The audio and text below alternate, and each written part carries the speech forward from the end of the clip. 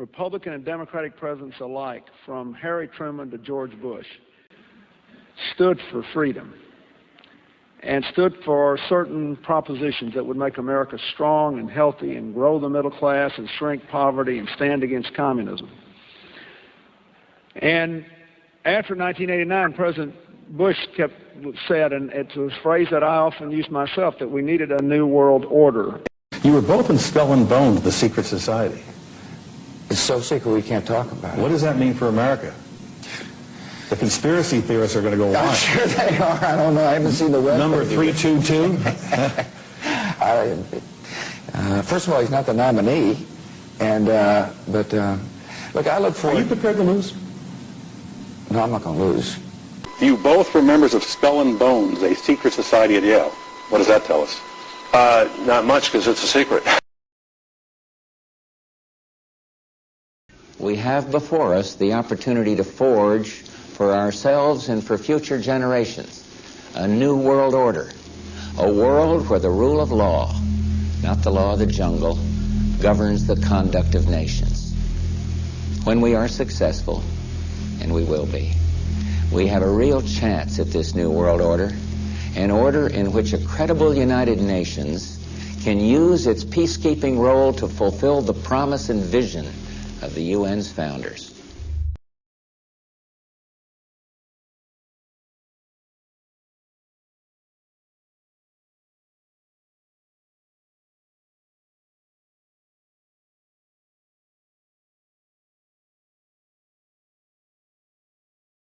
There's a chart I saw recently that I can't get out of my head.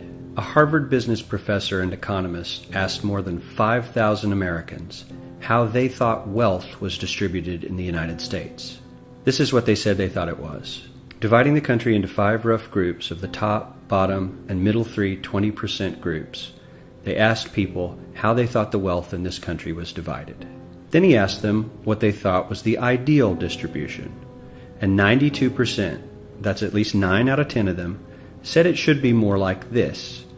In other words, more equitable than they think it is. Now that fact is telling, admittedly, the notion that most Americans know that the system is already skewed unfairly. But what's most interesting to me is the reality compared to our perception. The ideal is as far removed from our perception of reality as the actual distribution is from what we think exists in this country. So ignore the ideal for a moment. Here's what we think it is again.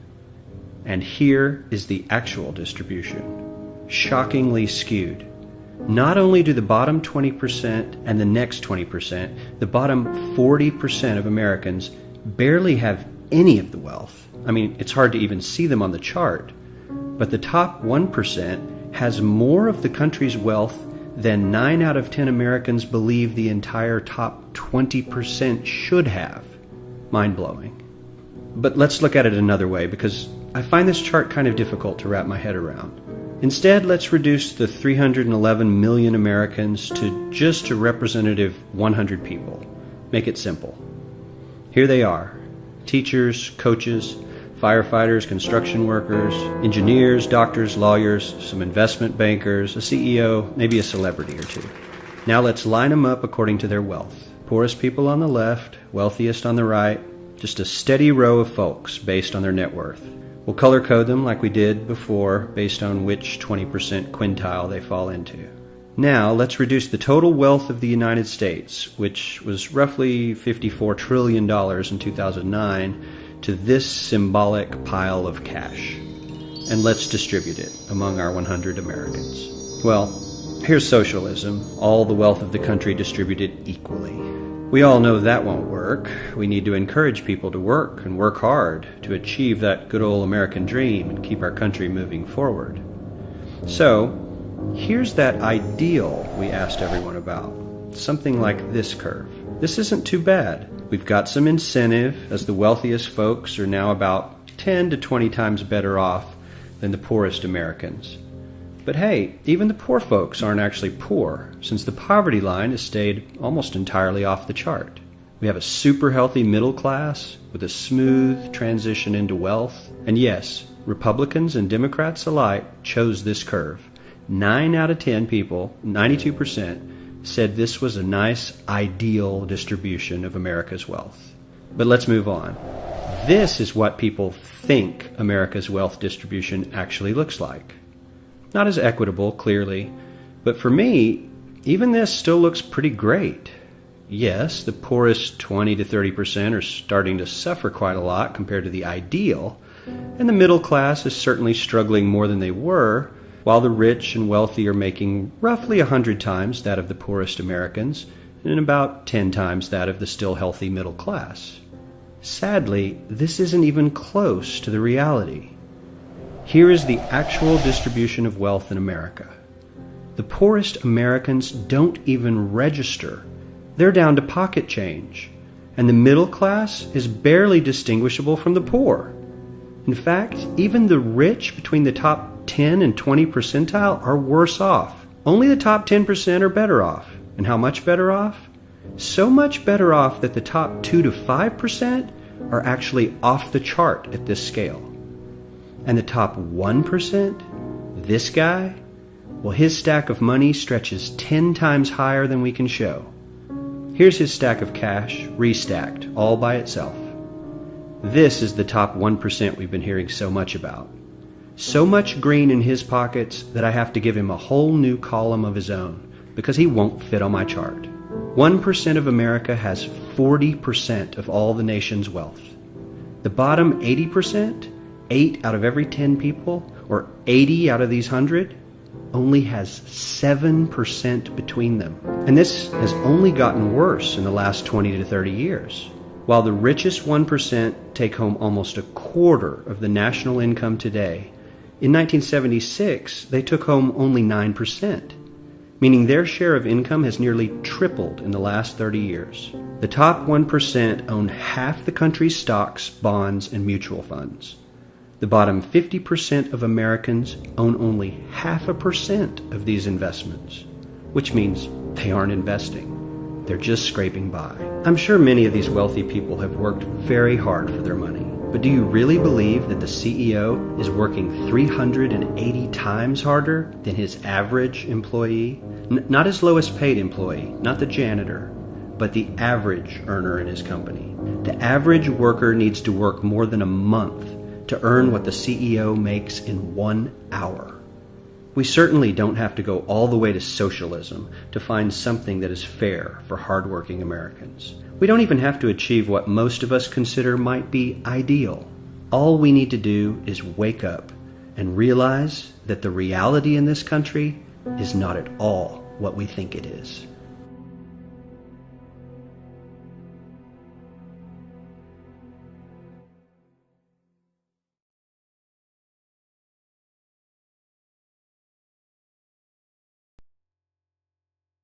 Every human on this planet is enslaved, whether they know it or not.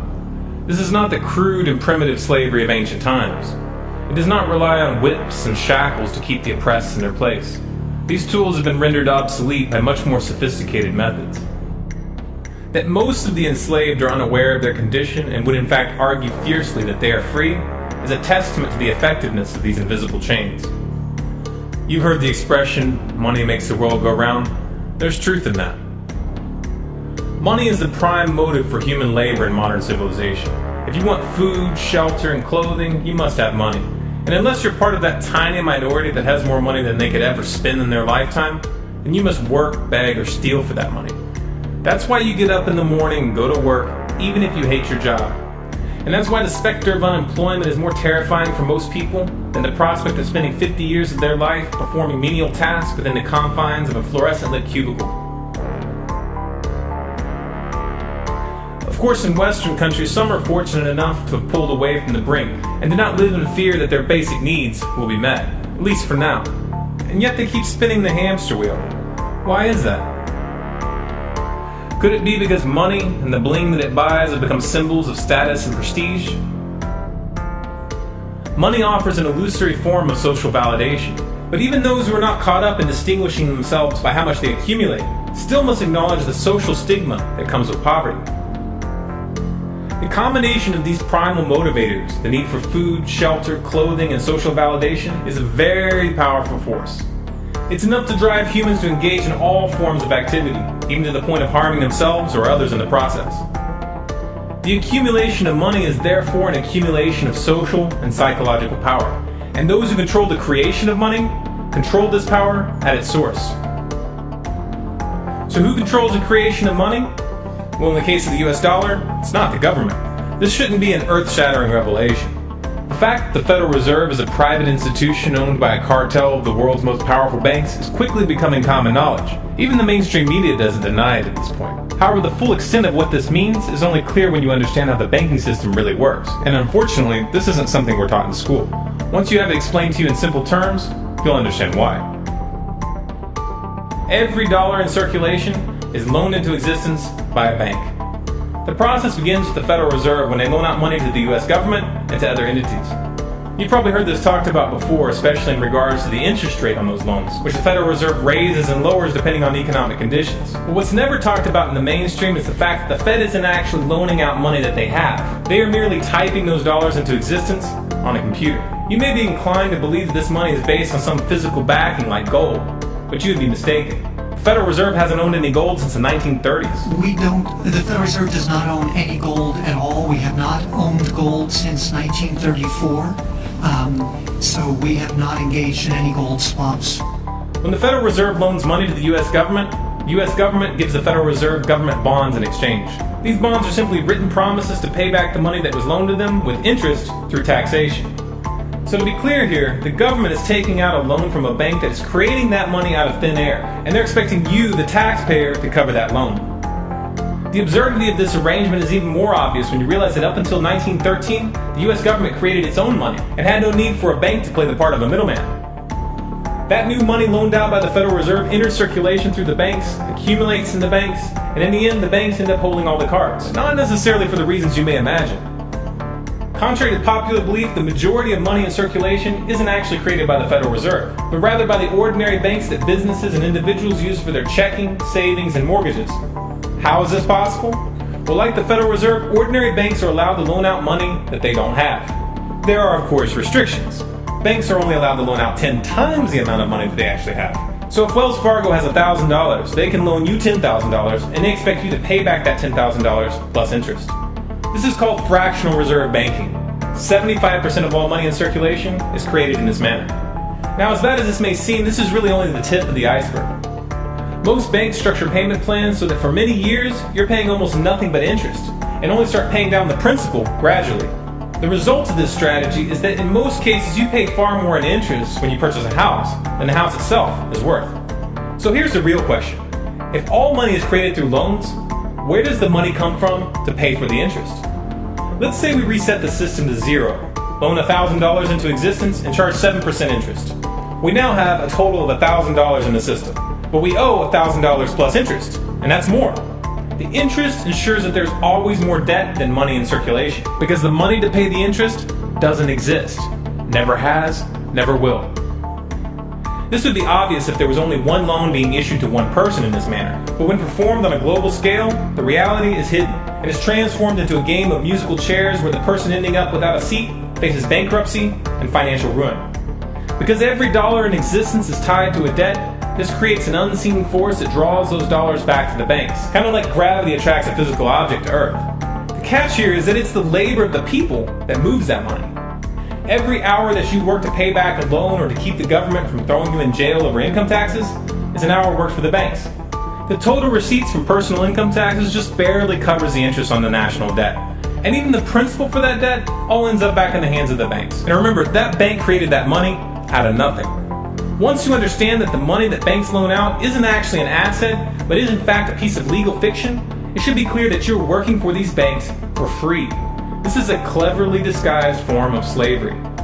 If you manage to pay your monthly payments, then you are a successful slave, and you are allowed to keep the material comforts that come with that status. But if for some reason you fail to make those monthly payments, then the bank or the IRS comes to take your house, your car, and anything else you have of value. And if somehow, even with this enormous financial advantage, the banks still get themselves into trouble, you, the taxpayer, will be forced to bail them out. No matter what, the banks win. To say the game is rigged is an understatement. You might be inclined to think that if you live outside the United States and you don't use dollars, then this situation has no bearing on your life. But you would be wrong. The dollar is both the world reserve currency and the only currency in which oil is sold on global markets. This is often referred to as the petrodollar status. This means that wherever you live, whether your country is an oil exporter or an oil importer, you are affected. If your country is an oil importer, then you are affected by the fact that in order to keep your country running, you have to acquire dollars. To acquire those dollars, you have to send goods and services to the United States or to someone else who did.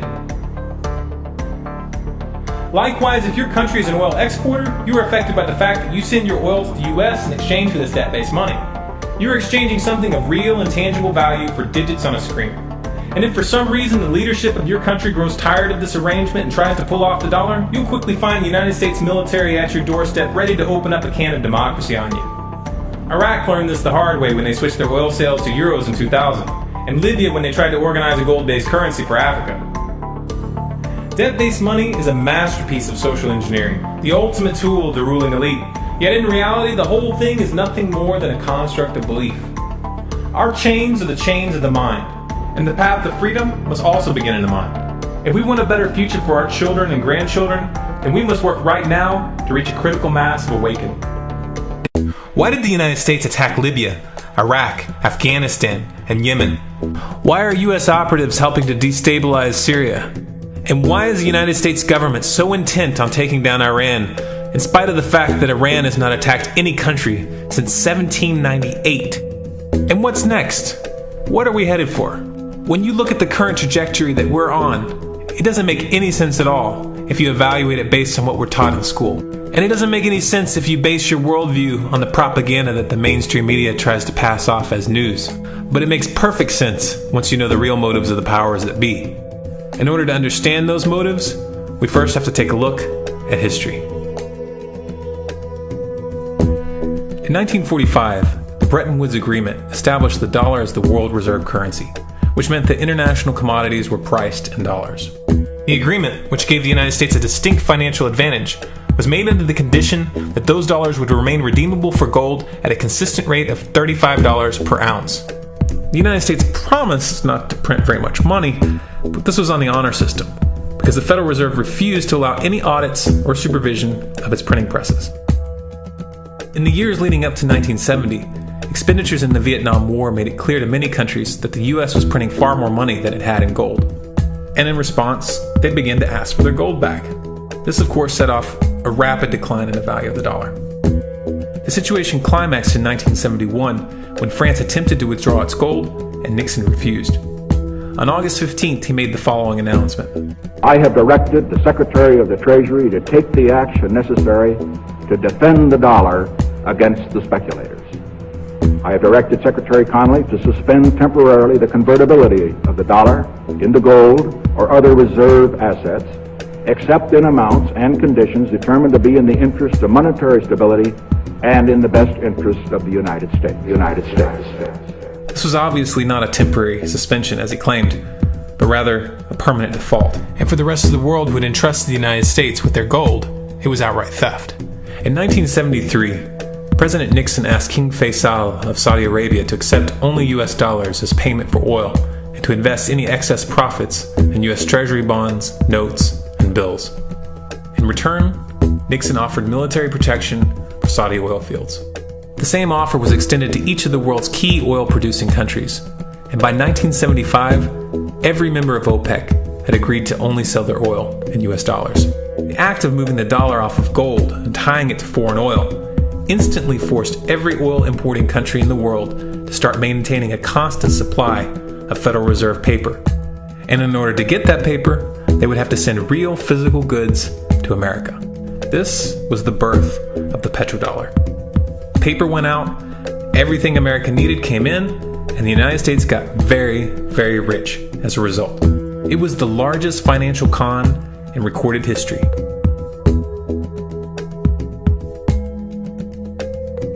The arms race of the Cold War was a game of poker. Military expenditures were the chips, and the U.S. had an endless supply of chips. With the petrodollar under its belt, it was able to raise the stakes higher and higher, outspending every other country on the planet, until eventually U.S. military expenditures surpassed that of all other nations in the world combined. The Soviet Union never had a chance. The collapse of the communist bloc in 1991 removed the last counterbalance to American military might. The United States was now an undisputed superpower with no rival. Many hoped that this would mark the beginning of a new era of peace and stability. Unfortunately, there were those in high places who had other ideas. Within that same year, the U.S. invaded Iraq in the First Gulf War. And after crushing the Iraqi military and destroying their infrastructure, including water purification plants and hospitals, crippling sanctions were imposed which prevented that infrastructure from being rebuilt. These sanctions, which were initiated by Bush Sr. and sustained throughout the entire Clinton administration, lasted for over a decade and were estimated to have killed over 500,000 children. The Clinton administration was fully aware of these figures. We have heard that 500,000 children have died. I mean, that's more children than died in Hiroshima. And, you know, is the price worth it? I think this is a very hard choice, but we think the price is worth it. Miss Albright, what exactly was it that was worth killing 500,000 kids for? In November of 2000, Iraq began selling its oil exclusively in euros. This was a direct attack on the dollar and on U.S. financial dominance, and it wasn't going to be tolerated.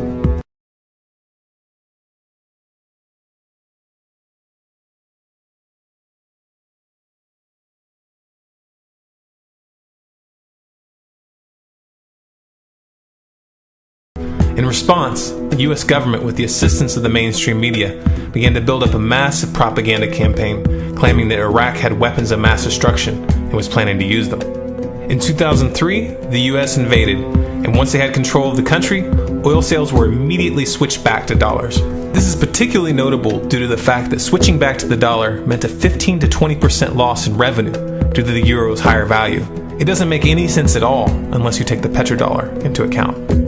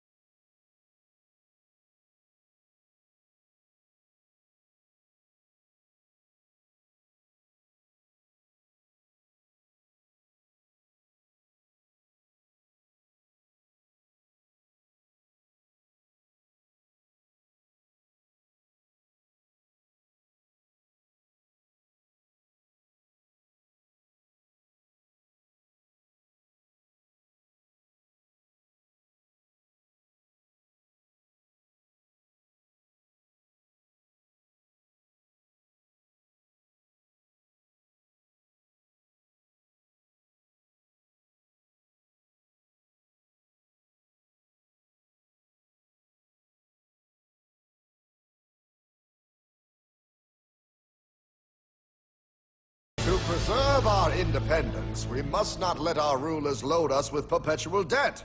We must make our choice between economy and liberty or profusion and servitude. Wow. I place economy among the first and most important of Republican virtues, and public debt is the greatest of the dangers to be feared. It is incumbent on every generation to pay its own debts as it goes. We must have a central bank to secure this country's finances. If the American people ever allow private banks to control the issue of their money, first by inflation and then by deflation, the banks and corporations that will grow up around them will deprive the people of their property until their children will wake up homeless on the very continent their fathers conquered. For we are opposed around the world by a monolithic and ruthless conspiracy that relies primarily on covert means for expanding its sphere of influence. What's happening? Where am I? I believe perhaps you understand now, pal. but you are afraid. JFK. Hartman, what does this have to do with my house and my dog? Oh, okay, that's enough. I want to go home now. This is the last president to stand up to the Fed. You must see. On June 4, 1963, President Kennedy signed Executive Order 11110. This executive order empowered the U.S. Treasury to issue real money without the Fed. It would have worked. Kennedy's plan to dismantle the Federal Reserve machine had begun. 6 months later, John F. Kennedy went to Dallas and never returned. No way. No way they could do that. The new president, Lyndon Johnson, threw out Kennedy's order. And since JFK, no president has dared confront the secret powers behind the Federal Reserve. They consolidate bigger and bigger banks, print more and more money, accountable to no one, decimating our nation's wealth for the benefit of a few. Why? Why do this?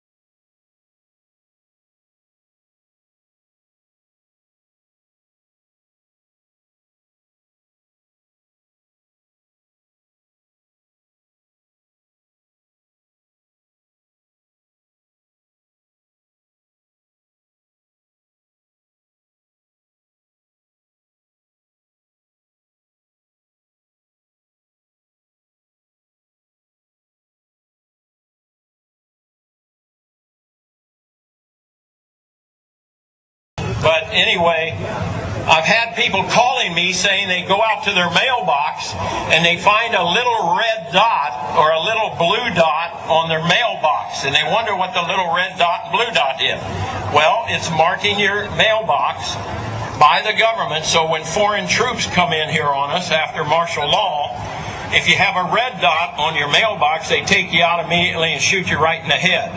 But if you have a blue dot, they take you to the FEMA camps being built by Halliburton right now to house 50 million Americans. They're building enough concentration camps in America by Halliburton that Cheney's getting rich off of, Vice President Cheney's getting rich off of, to put those with the blue dot on your mailbox in those concentration camps. Now, if you go out and you find a pink dot on your mailbox, that means that they believe you'll be a good slave and you're going to go along with the program and serve our international Antichrist masters. So watch for that dot.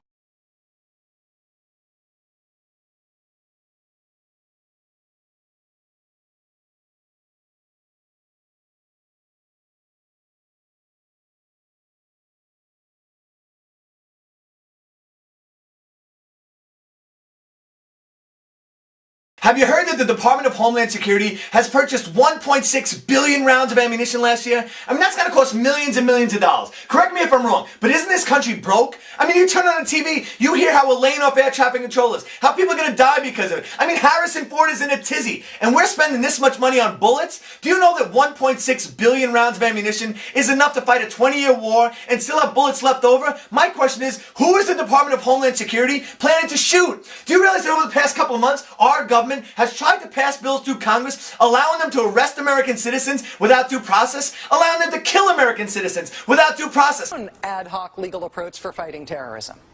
President Obama today proposed something new, something called prolonged detention. Doesn't sound that bad, right? Prolonged detention. Did you ever see the movie Minority Report? It was based on a Philip K. Dick short story. Came out in 2002. It starred Tom Cruise, remember? He played a police officer in something called the Department of Pre-Crime. Pre-crime is where people are arrested and incarcerated to prevent crimes that they have not yet committed. Mr. Marks, by mandate of the District of Columbia Pre-Crime Division, I'm placing you under arrest for the future murder of Sarah Marks and Donald Dubinos. Take place today, April 22nd, at 0800 hours, 4 minutes. No, I didn't do anything. You didn't do anything, but you're gonna. Future murder. Creepy, right? Putting somebody in jail not for what they've done, but for what you're very sure they're going to do? There may be a number of people who cannot be prosecuted for past crimes. In some cases because evidence may be tainted, but who nonetheless pose a threat to the security of the United States. We're not prosecuting them for past crimes, but we need to keep them in prison because of our expectation of their future crimes. Al-Qaeda terrorists and their affiliates are at war with the United States, and those that we capture, like other prisoners of war, must be prevented from attacking us again. Prevented. We will incarcerate people preventively. Preventive incarceration. Indefinite detention without trial. That's what this is. That's what President Obama proposed today, if you strip away the euphemisms. One civil liberties advocate told the New York Times today, quote, "We've known this was on the horizon for many years, but we were able to hold it off with George Bush. The idea that we might find ourselves fighting with the Obama administration over these powers is really stunning." And it is stunning.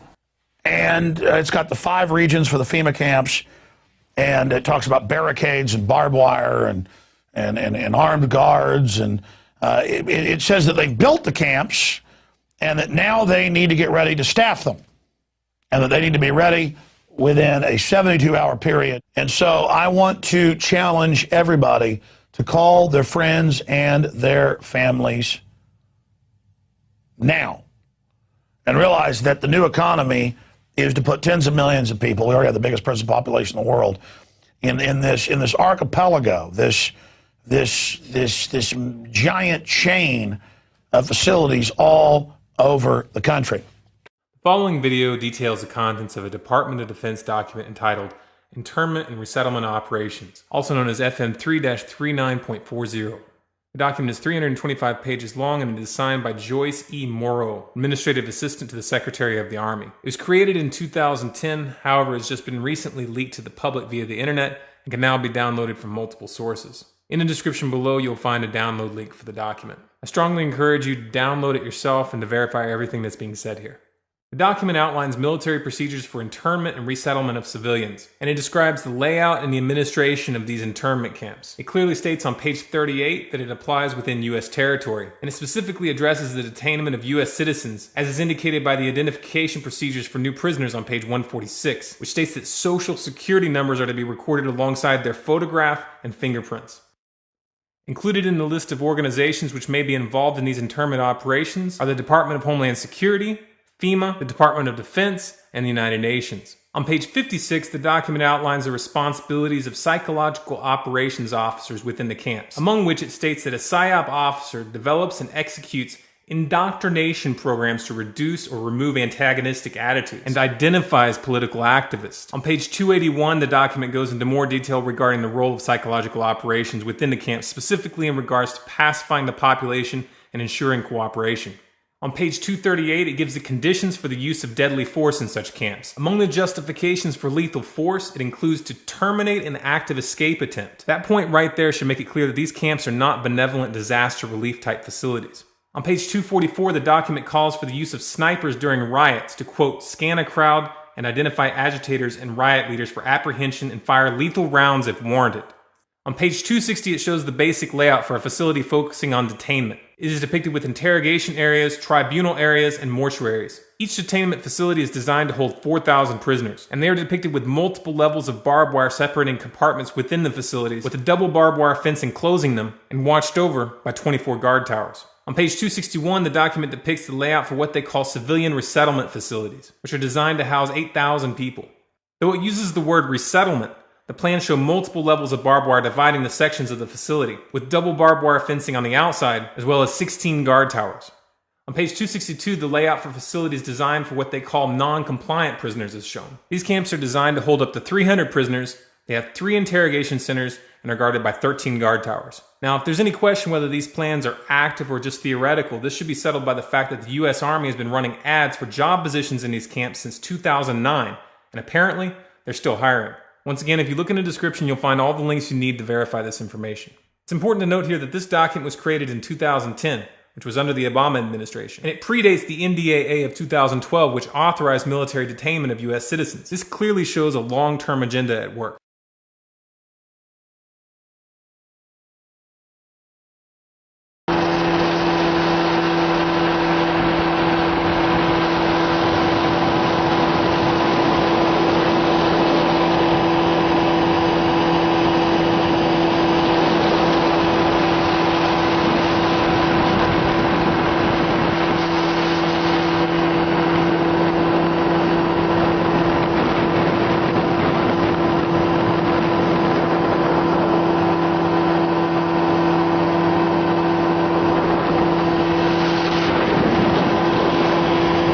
Listen to this, folks.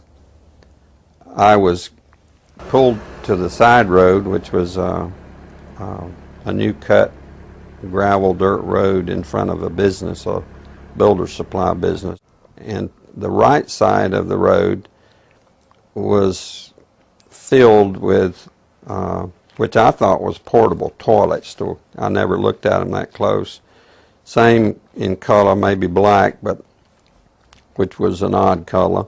And I asked him about the field of black boxes. What were they? Because I'd never seen anything like that. And his statement was that if he told me, I would be one of few people in Madison, Georgia that knew about them. And he says they're disposable coffins, I believe he told me. And he says there's 100, at that time he said there was 125,000 there. And the brother of the man that owns this field, that the government is leasing this field from to store these disposable coffins, this brother was given 3 years to set up temporary morgues around the country.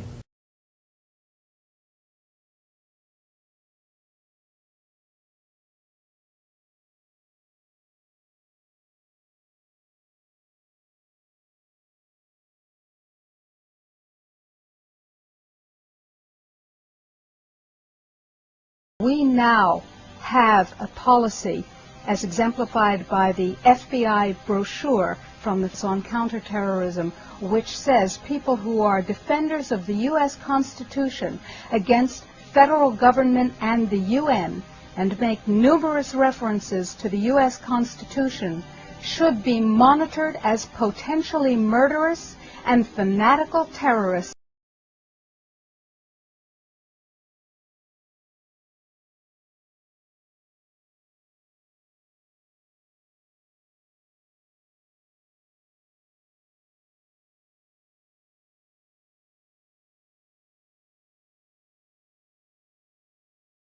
Department of Justice memo, which tells local police what should you be looking out for in kind of everyday terrorism prevention and terrorism watch activities.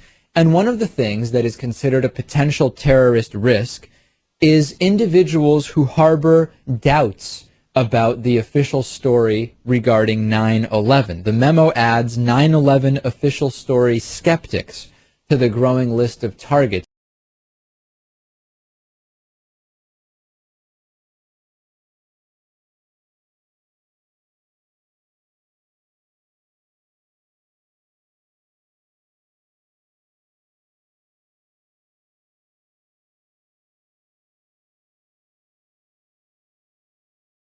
If you go outside the city of Atlanta, go east about 60 or 70 miles to the town of Elberton, and then go north on Highway 77 about 10 miles, you'll find off to the right what's called the Georgia Guidestones. It looks kind of like Stonehenge, these big, huge granite rocks set up there. This was done by a guy, we have a pseudonym, came in, paid cash, had this company set these things up in 1980. He called himself R.C. Christian, but that's not his real name. It says right on the stones, a pseudonym, false name. On these Georgia Guidestones, it gives the 10 Commandments for the New World Order. 10 Commandments for the New World Order. The first commandment was to maintain humanity under 500 million. I went there and looked at those things and said, now, hold on a minute. Today's population is 6 billion. They want to maintain humanity under 0.5 billion. Looks like a lot of people got to die for their plan to work, which is, by the way, the plan.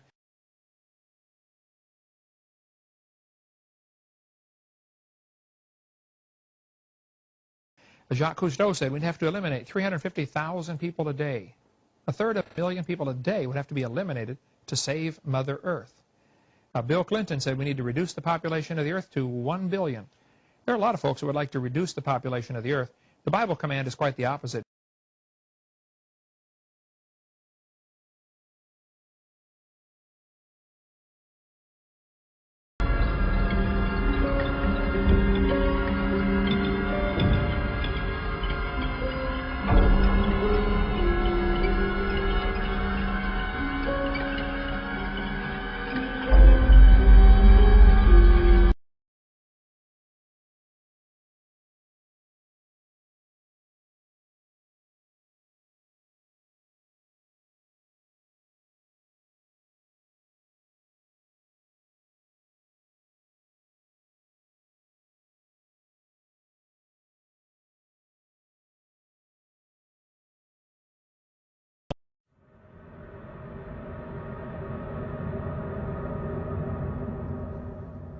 My friends, the information that you are about to witness from all of my years of research is the most important. It's been hidden in plain view the entire time. This is the ultimate secret, and it's about to be exposed.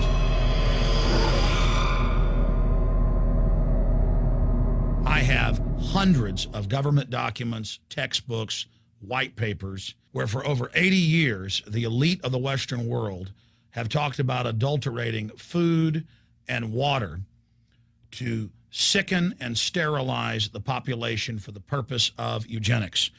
It's all covered in the book Eco Science, written by the White House science czar John P. Holdren, where they talk about a planetary police state to carry out the forced sterilization. They also talk about covert systems in the water and food to sterilize the population. Now, this was written decades ago, before he was White House science czar. Now, suddenly, the stuff in this book is all over the news. They're selling it to the public as if it's a good thing. You see here before you what an average person would buy when they went shopping at the store. Not everything here is bad for you, but much of it has compounds and artificial chemicals that have been added that are extremely toxic and bad for your health. And they have known this the entire time, and they have approved them for use. Let's start with aspartame.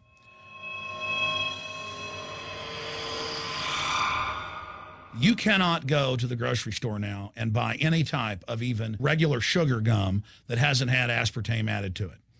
In the 1970s, Searle tried to get it approved, and they couldn't. It took them 3 separate times because in their own studies with monkeys, large portions of them that were fed it died and contracted cancer. Now we have mainstream news articles, and the EU has done a major study finding lower birth weights, early birth, and yes, miscarriages from women that drink aspartame-laden soft drinks like Coke Zero. What is aspartame? It is the fecal matter of the E. coli bacteria. They took it and genetically engineered it. They can feed it toxic waste, and then it defecates aspartame. And it has so many bad health effects, it's just unspeakable.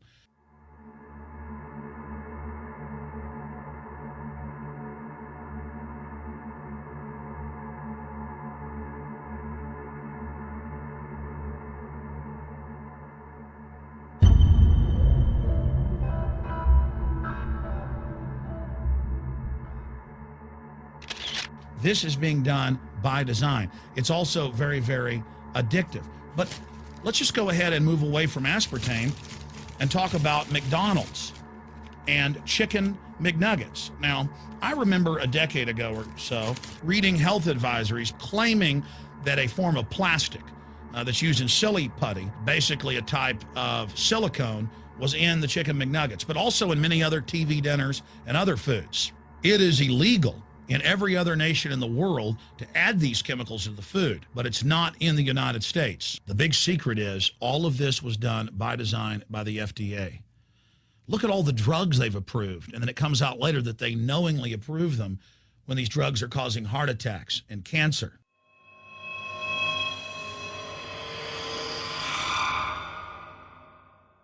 In the Nuremberg trials, it came out that the Nazis were adding sodium fluoride to the water supply in the labor camps and death camps to make the population more docile and controllable. There had been hundreds of university studies before Hitler even came to power. This is a form of forced medication. They admit that 1 part per million of sodium fluoride more than doubles the chance of bone cancer in boys and men. As the public became educated in the last few decades, the government and industry's response was to not just put it in water, but to start adding it to thousands of products like children's water that's mixed with their formula or with their cereal. They started adding as much as 900 parts per million in things like powdered eggs. It causes reductions in IQ. It increases sterility or lack of fertility, and it's being added to so many of the daily staples that we consume. We'll get back to food additives in a moment. But first, I wanted to look at genetically modified organisms.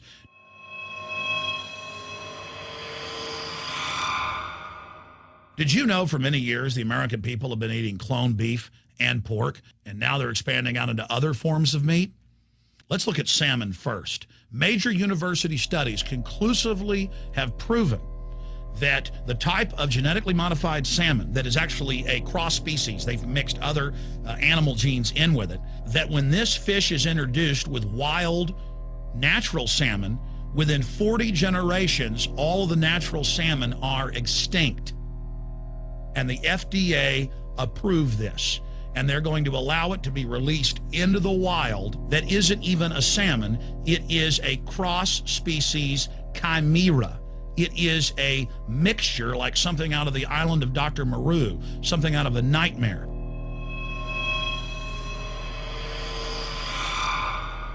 More than 85% of the corn now consumed in the United States, and it's also starting to trend that way in Europe and Canada, is genetically engineered. It grows its own pesticide within the corn kernels so that insects won't eat it. If the insects can't eat this and live, what do you think is going to happen when lab rats or humans eat it? We have literally hundreds of studies showing that not just Monsanto's, but other major GMO companies' corn, that's the majority of corn we're now eating today in the United States, has been linked to organ failure in lab animals. The studies also show massive increases in sterility in rats and guinea pigs that are fed not just GMO corn, but GMO cotton seeds. Studies in India, Germany, and the United States have conclusively shown that when they feed the cotton seeds left over from the cotton crop from these genetically modified varieties, that the cows are having miscarriages, they are having low birth weights, or in many cases, they're simply dying. And what is in most processed foods? Genetically modified cottonseed oil. Major studies are also showing that genetically engineered crops are killing honeybees and monarch butterflies. But they don't stop there. Now they claim they're coming out with a genetically engineered mosquito that's malaria-proof that they're going to release into the open biosphere. The very genetic code of the planet is being butchered in a hostile corporate takeover. Many years ago, an executive from Monsanto was quoted in National Geographic as saying that that is their program, that they want to basically have their crops and their organisms take over the entire biosphere of this planet. And the major genetic engineer companies have focused mainly on 8 major food crops. Now they're expanding out into hundreds and hundreds and hundreds of other plants, literally changing the genetic code of the planet. This is a genetic dictatorship. This is genetic vandalism. And that's why the Rockefellers, the United Nations, and others have built these giant armored seed vaults all over the world, not just at the Arctic Circle. And they admit they're doing it in case all of this gets out of hand, that they'll have a type of Noah's Ark. So all these fake environmental groups, they never complain about this. They never talk about true environmental degradation. They want to put a tax on carbon dioxide that humans exhale, that plants respirate from and carry out photosynthesis with, as a way to shut down industrial society and control every facet of our lives. That's the big secret. This is a population reduction program. It is an epidemic.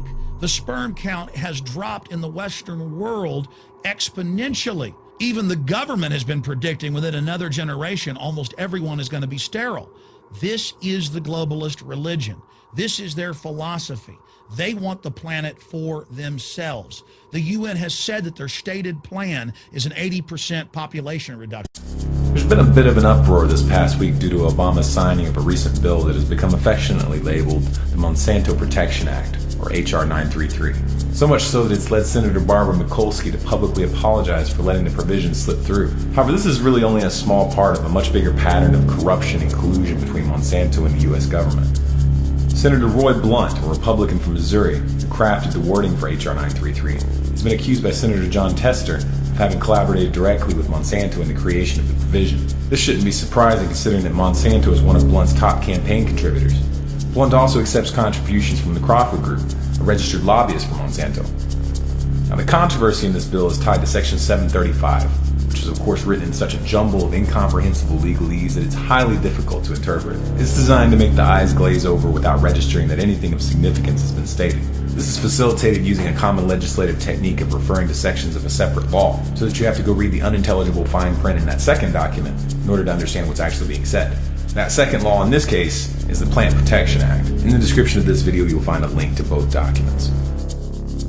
Now, what Section 735 of H.R. 933 states is that if a plant is determined to be a biological pest and is therefore brought under regulation and restrictions which prevent it from being planted or transported within the U.S., the Secretary of Agriculture shall immediately grant a temporary permit or deregulation to any farmer, farm operator, or producer that requests it, regardless of what any other laws or courts may order.